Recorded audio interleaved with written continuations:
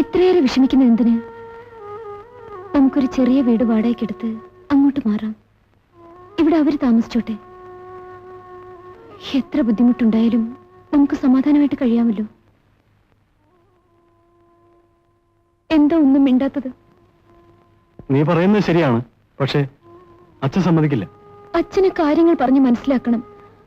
നിങ്ങൾ ചേട്ടാനുജന്മാർ തമ്മിൽ എന്നും സ്നേഹമായിട്ട് കഴിയാൻ വേണ്ടിയാണ് ഞാൻ ഈ പറയുന്നത്.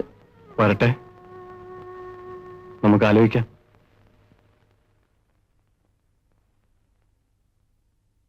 നീ എവിടെ പോകുന്നു? ഞാനിവളെ ഇവളുടെ വീട്ടിൽ കൊണ്ടുവിടാൻ പോവാ. ഇവളുടെ വീടോ? ഇവളുടെ വീട് ഇതാണ്. ഇവിടെയാണ് അവളെ വിവാഹം ചെയ്ത് കൊണ്ടുവന്നത്. എല്ലാവരുടെയും ആട്ടും തുപ്പും സഹിച്ചുകൊണ്ട് ഇവിടെ കഴിയാൻ എനിക്ക് വയ്യ.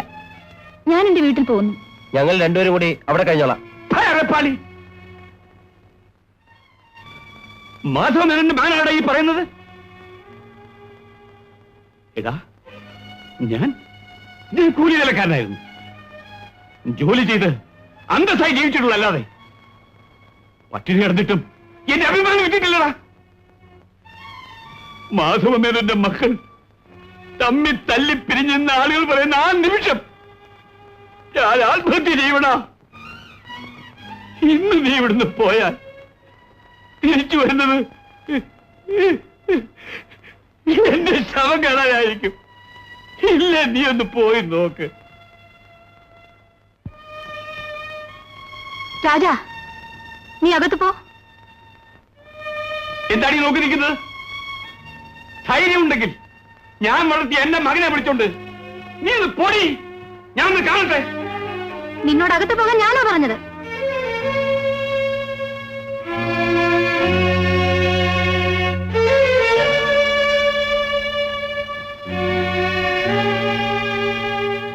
പോടി അടുത്ത്.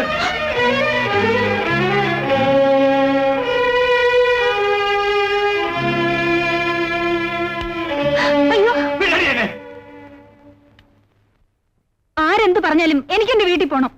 നിനക്ക് വീട്ടിൽ പോകണം നിർബന്ധങ്ങളെ പോവാം. അത് ഇന്ന് തന്നെ വേണമെന്ന് ഇത്ര വാശി പിടിക്കുന്ന എന്തിനാ? നാണം കെട്ട വർത്തമാനം പറയരുത് കേട്ടോ. നിങ്ങൾക്ക് ഈ വിവരം എന്റെ അച്ഛനെ ഒന്ന് അറിയിക്കാവോ? എന്നിട്ട് എന്തിനാ? അച്ഛൻ ഇവിടെ വന്ന് എന്നെ കൂട്ടിക്കൊണ്ട് പൊയ്ക്കൊള്ളും. എന്തായാലും ഇനി ഈ വീട്ടിൽ ഞാൻ അന്തി ഉറങ്ങില്ല. ഉഷ, നീ ഒന്ന് ക്ഷമിക്കേ. നമുക്ക് വേണ്ട പോലെ ചെയ്യാം. ഞാനല്ലേ പറയുന്നത്.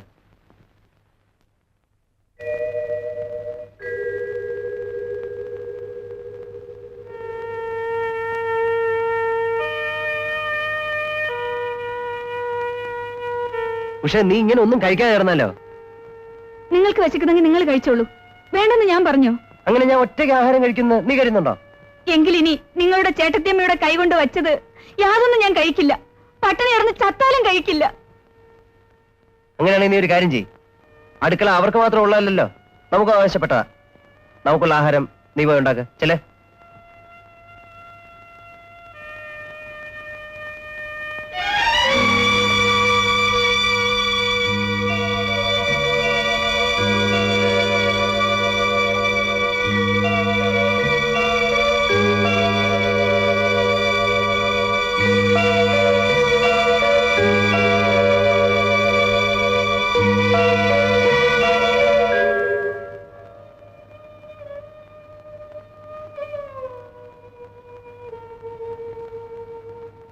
എത്ര നേരമൊന്നും പറഞ്ഞ എങ്ങനെ ഇരിക്കുക? വിശക്കുന്നില്ലേ? ഇത്ര പെട്ടെന്ന് നമ്മളെ അവർ മറന്നു കളഞ്ഞോ ലക്ഷ്മി? രണ്ടുപേരും കൂടിയാണ് എന്നും ആഹാരം കൊണ്ടുവന്നിരുന്നത്. ഇന്ന് ആരും കൊണ്ടുവന്നില്ല. പോട്ടെ, സാരമില്ല. അവരെ കല്യാണം കഴിച്ചുകൊണ്ട് വരുന്നതിന് മുമ്പും നമ്മൾ ആഹാരം കഴിച്ച് ജീവിച്ചില്ലേ? ഞാനൊന്ന് നോക്കിയിട്ട് വരാം.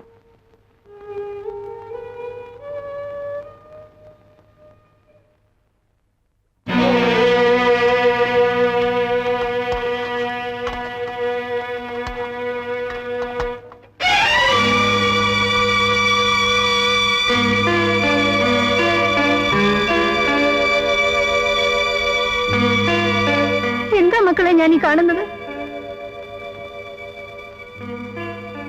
ഈ അടുക്കളയിൽ രണ്ട് കലത്തിൽ അരി വെക്കുന്നോ? എനിക്കും എന്റെ ഭർത്താവിനുള്ള ആഹാരം ഞാൻ ഉണ്ടാക്കിക്കൊള്ളാം. മറ്റുള്ളവരുടെ കാര്യം അന്വേഷിക്കേണ്ട ചുമതല എനിക്കില്ല. ഓഹോ, കാര്യങ്ങൾ ഇതുവരെ നിങ്ങൾ കൊണ്ടെത്തിച്ചു അല്ലേ? ഇതൊക്കെ പാടുപെട്ടുണ്ടാക്കിയ ഒരു മനുഷ്യനുണ്ടല്ലോ, അങ്ങാരും കൂടി ഇതൊന്ന് കാണട്ടെ. നീ എന്താ പറഞ്ഞത്? എന്റെ വീട്ടിൽ രണ്ടടുക്കളയോ? ഞാൻ ജീവിച്ചിരിക്കുമ്പോഴോ? എങ്കിലും എനിക്കൊന്ന് കാണണമല്ലോ.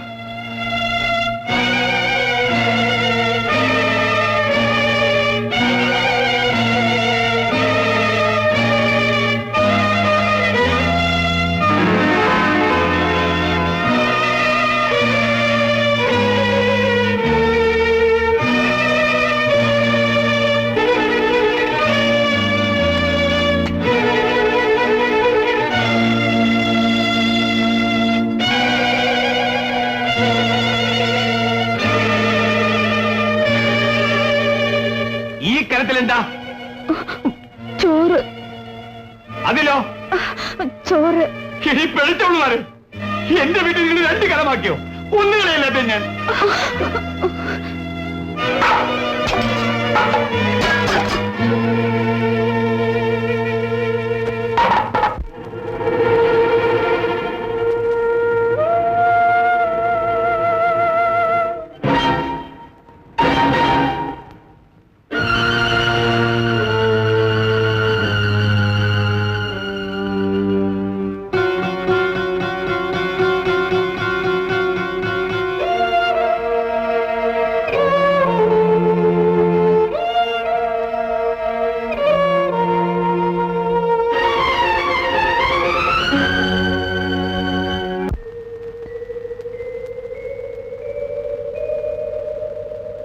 നമ്മുടെ അച്ഛന്റെ അഭിമാനം രക്ഷിക്കാനുള്ള ബാധ്യത നമുക്കില്ലേ അനിയ?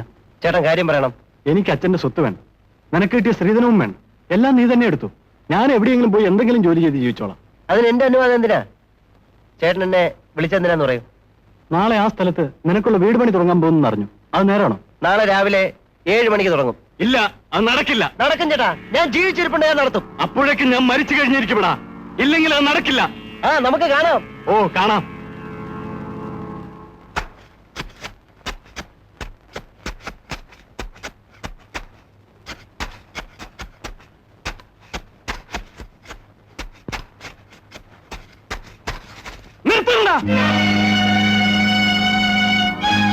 ജീവൻ വേണമെങ്കിൽ എല്ലാം സ്ഥലം വിട്ടോണം. ഇവിടെ പുരമണിയെ ഞാൻ സമ്മതിക്കില്ല.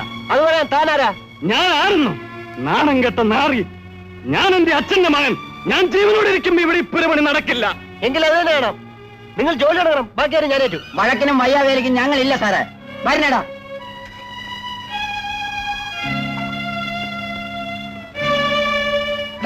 നീ ആണാണെങ്കിൽ ആരൊക്കെ പോയാലും ഇന്നോട് വാനം തോന്നണം.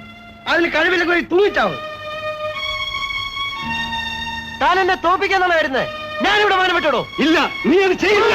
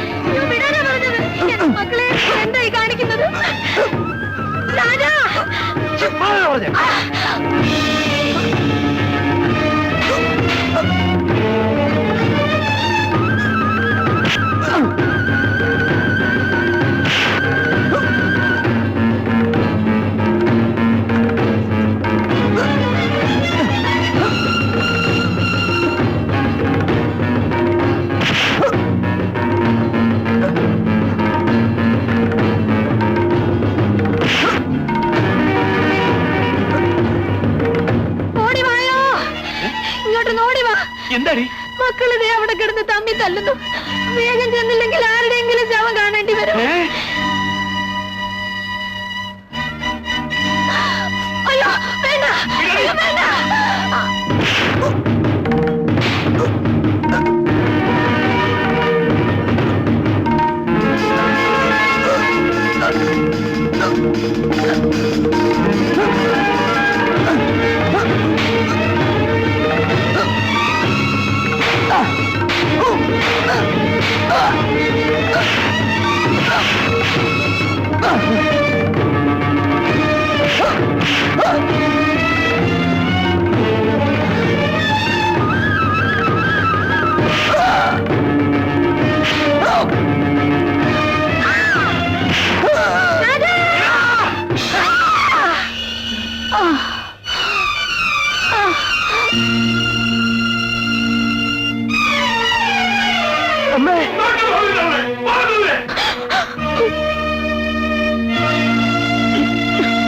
എന്റെ കുഞ്ഞുങ്ങളെ ഒന്നും ചെയ്യല്ലേ.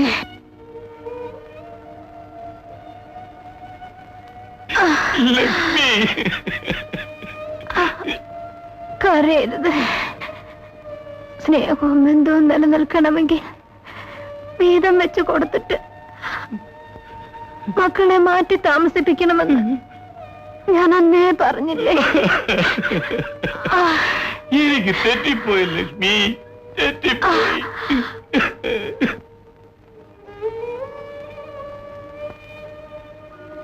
മക്കളെ, അമ്മേ, അമ്മേ, മക്കളെ, അച്ഛനെ വേദനിപ്പിക്കരുത്. നിങ്ങൾ എന്നും സ്നേഹമായിട്ട്